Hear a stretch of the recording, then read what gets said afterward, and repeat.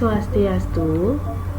Hari ini kita akan membahas tentang materi yadnya dalam cerita Ramayana. Adapun tujuan pembelajaran: 1. Peserta didik memahami dan mampu menganalisis pengertian yadnya. 2. Peserta didik memahami dan mampu menganalisis unsur-unsur yang terkait dalam yadnya. 3. Peserta didik mampu memahami dan menganalisis dasar hukum dari pelaksanaan yadnya. 4. Peserta didik memahami dan mampu menganalisis bentuk-bentuk yadnya. 5. Peserta didik memahami dan mampu menganalisis sarana upakara yadnya. 6. Peserta didik memahami dan mampu menganalisis tentang fungsi dan makna yadnya. Nilai-nilai yadnya dalam kitab Ramayana. Yang pertama, pengertian yadnya. Secara etimologi, kata yadnya berasal dari akar kata yaj dalam bahasa Sanskerta yang berarti korban suci dan pemujaan. Yadnya merupakan suatu pemujaan atau suatu persembahan upacara, korban, dan atau orang yang berkorban yang berhubungan dengan korban atau yadnya. Di dalam kitab Begawan kita dijelaskan bahwa yadnya artinya suatu perbuatan yang dilakukan dengan penuh keikhlasan dan kesadaran untuk melaksanakan persembahan kepada Tuhan. Di dalam kitab suci Rigveda Mandala 8, mantra 4 diartikan sebagai pengorbanan atau persembahan. Yadnya merupakan suatu perbuatan atau kegiatan yang dilakukan dengan penuh keikhlasan untuk melakukan persembahan kepada Tuhan Yang Maha Esa, yang pada pelaksanaannya mengandung unsur-unsur seperti karya atau perbuatan, sreya atau ketulus ikhlasan, budi atau kesadaran, dan bakti atau persembahan. Latar belakang melaksanakan yadnya. Pelaksanaan yadnya timbul dikarenakan adanya trirena. Trirena yaitu 3 hutang yang dibawa sejak lahir. Trirena akan menimbulkan adanya pancayadnya. Dewa Rena atau hutang yang dibawa sejak lahir kepada dewa akan menimbulkan dewa yadnya dan buta yadnya. Resi Rena yaitu hutang kepada resi atau orang suci akan menimbulkan resi yadnya. Pitra Rena atau hutang kepada leluhur dan orang tua akan menimbulkan pitra yadnya dan manusia yadnya.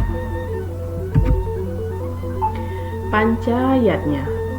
Pancayadnya merupakan realisasi dari ajaran Trirena, yaitu 3 macam hutang yang kita miliki dalam kehidupan.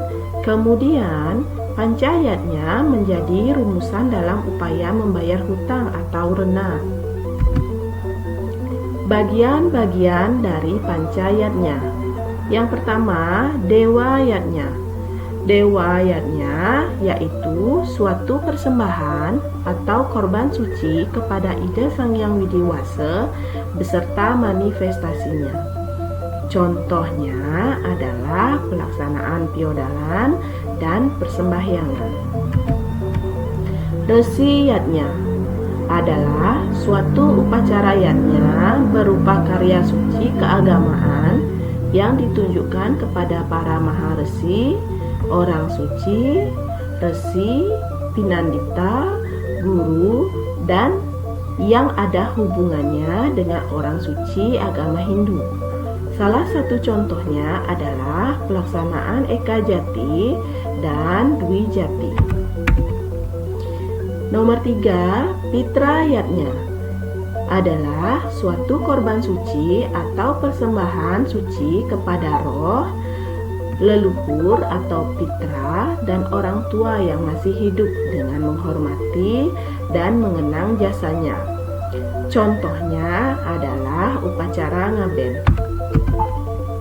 Manusayatnya merupakan suatu korban suci atau persembahan suci demi kesempurnaan hidup manusia selama hidupnya.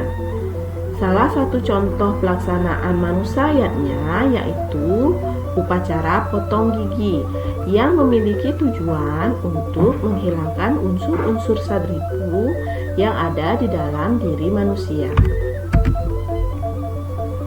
Yang terakhir adalah butayatnya. Butayatnya merupakan suatu korban suci atau pengorbanan suci kepada sarwa buta atau makhluk-makhluk rendah, baik yang terlihat atau skala dan yang tidak terlihat atau niskala, hewan atau binatang, tumbuh-tumbuhan, dan berbagai jenis makhluk lainnya. Salah satu contoh pelaksanaan dari butayatnya adalah pelaksanaan upacara pecaruan. Bentuk-bentuk pelaksanaan yatnya dalam kehidupan sehari-hari. Berdasarkan waktu pelaksanaannya, yatnya dapat dibedakan menjadi 3. Yang pertama adalah nitya yatnya, yang kedua adalah naimitika yatnya, yang ketiga adalah yatnya yang bersifat insidental. Nitya yatnya yaitu yatnya yang dilaksanakan setiap hari. Contohnya Trisanya, yatnya sese atau mesaiban, dan jenana yatnya. Naimitika yatnya adalah yatnya yang dilakukan pada waktu-waktu tertentu yang sudah dijadwalkan.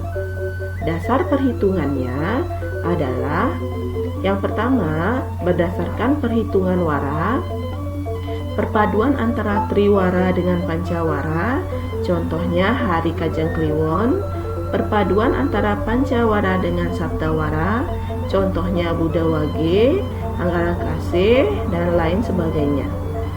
Berdasarkan perhitungan wuku, contohnya Galungan, Pagarwesi, Saraswati, dan Kuningan. Berdasarkan atas perhitungan sase, contohnya Purnama, Tilem, Nyepi, dan Siwolatri.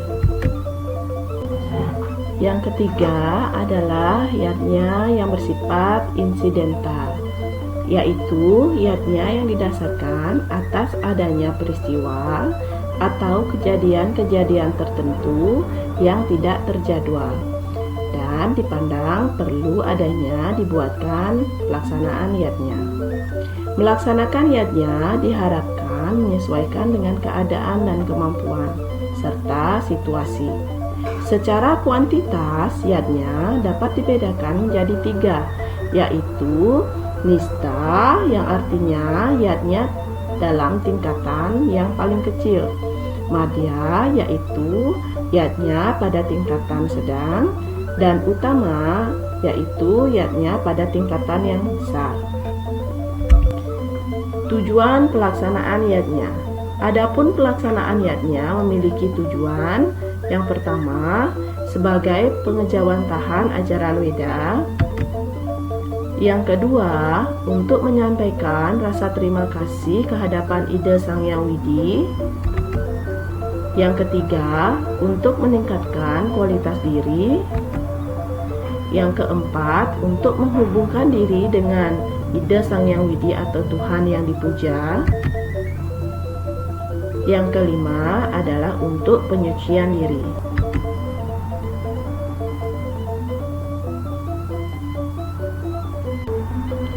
Sekian pemaparan materi nilai-nilai yatnya pada pertemuan hari ini. Materi berikutnya akan dibahas pada slide yang berikutnya. Om Santi Santi Santi Om.